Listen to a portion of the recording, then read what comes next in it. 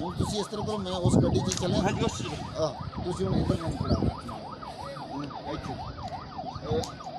ਪਰ ਕਾਟਨ ਵੀ ਪਿਆ ਬੈਗ। ਹਾਂਜੀ ਹਾਂਜੀ, ਇਹ ਤੁਸੀਂ ਇਸ ਤੋਂ ਸਿੱਖ ਲਓ।